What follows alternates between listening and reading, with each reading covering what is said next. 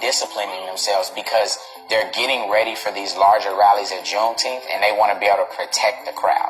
Left face! Tension is flowing in Tulsa's black community on Juneteenth.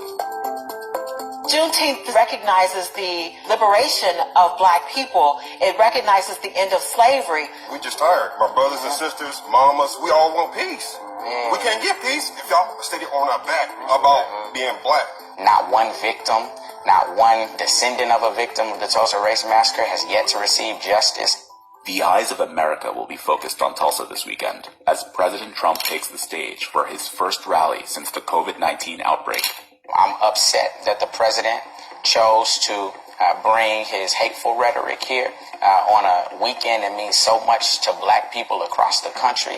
The fact that I'm having a rally on that day, you can really think about that very positively as a celebration. Although he did decide to postpone his June 19th rally by one day out of respect for the holiday, some Tulsans say that's not enough. Truth be told, Juneteenth is a whole weekend celebration. It might start on Thursday and last through Sunday. Move this to next week. Just find another weekend. Anissa West is an educator and activist. She's lived here her whole life. To be black in Tulsa means to be kind of like seen, but also unseen. I think a lot of people here still feel like they live under pretty extreme oppression. Like, we just saw that in the news. Earlier this month in Tulsa, 2 black teenagers arrested for jaywalking in a neighborhood with no sidewalks. It's a street that is very much like any other street, including the one right outside this window. I ended up having to turn the video off. It was just too hard to watch. The boys were eventually released, and Tulsa police says the arrest is being investigated. You wonder if at the end of this video, will these kids live? Fortunately, they did, but we know that they're still going to be grappling with the trauma of that experience for a long time. Racial trauma has a deep history in Tulsa. The 1921 race massacre destroyed the historically black Greenwood district, then known as the Black Wall Street. What we want more than anything is for our children and grandchildren to know that there's more to black history than slavery and the civil rights movement. Michelle Brown is the program coordinator at the Greenwood Cultural Center. Take me back to 1921. What was it like here on Black Wall Street? There were grand hotels, movie theaters, restaurants, clothing stores, grocery stores. The list goes on and on. Everything that our community does not have today, the black community was able to build in 1921. It was simply an amazing time in Tulsa's history. But just before Memorial Day, 1921, an elevator incident between a 19-year-old black man, Dick Rowland, and a 17-year-old white girl named Sarah Page would change the city forever. And what was that night like when this vibrant neighborhood was destroyed? So when white rioters began to gather in front of the courthouse, angry and upset about what had happened, determined to take matters into their own hands, lynchings were all too common in Tulsa. They began to set homes and businesses on fire. The National Guard was eventually called in. They were told that there was a Negro uprising, that Negroes were killing innocent unarmed whites.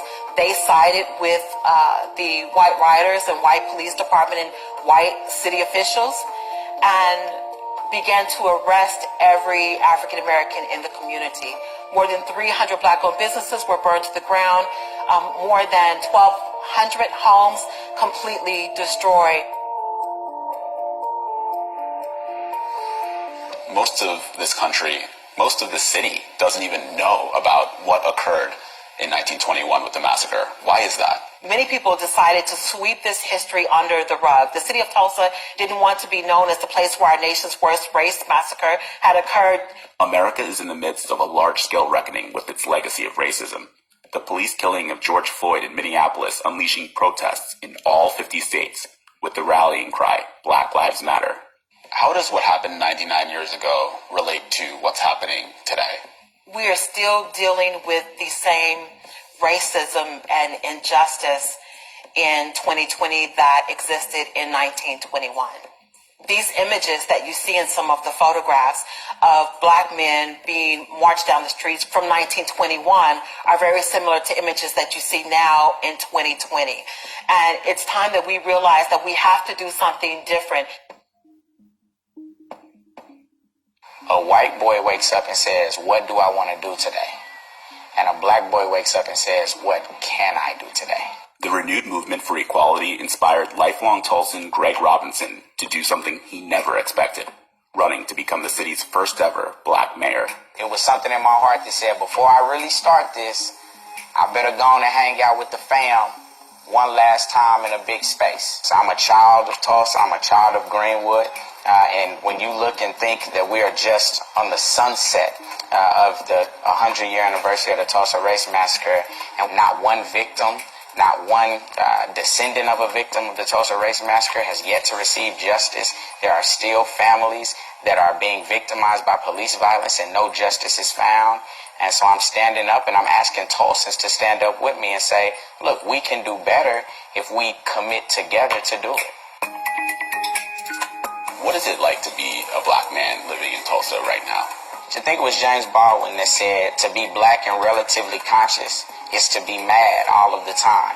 And I can't sit here and tell you that it is an easy job, but I would tell you I have a little bit of privilege. I wonder what it's like to be a black youth that is walking the streets of these communities, getting pulled over for jaywalking and being put in handcuffs. I think it feels tough for all of us black men, black women, not just here in Tulsa, but across the country. And that's what this movement is about. Original salute. Left face. Back at attention. This is a group of young cats from North Tulsa that have tried to model themselves after the tenets of the Black Panthers. And so it's important for me, man, to come and talk to them. And because the fact of the matter is, the reason a lot of young black men aren't voting is because they don't see nobody that's really representing them. What have you learned most from hearing what these young people are telling you? They're so much more peaceful than what society and media would have you believe. They are angry, but they are turning to say, man, we want to have our own businesses. We want to take care of our own communities. Everybody got a little bit of slice of story. Yeah. And so why don't we just go and just share a little bit? Why are you actually out here? We trying to bring peace. We trying to bring our people together so we can be fundamentally sound. We ain't marching against Trump. We ain't marching against the police. None of that. We march against violence, and we marching to bring discipline to our mind, body, and soul. I'm here because I'm tired of police right behind my back because I don't know if they're going to put a gun on me or yank me out the car. And this is unity. This is brotherhood. All of us come from these streets out here. All of us can deal with the same problem. We all want better for our children out here. And the only way to get better is to do better. Tell me about what this mural means to the community. This is a sacred space. We know that this is a space where buildings were destroyed, people died here, but the spirit is still here. People thriving in the midst of what may be chaos, what may be, oppression, or both, as we're dealing with right now.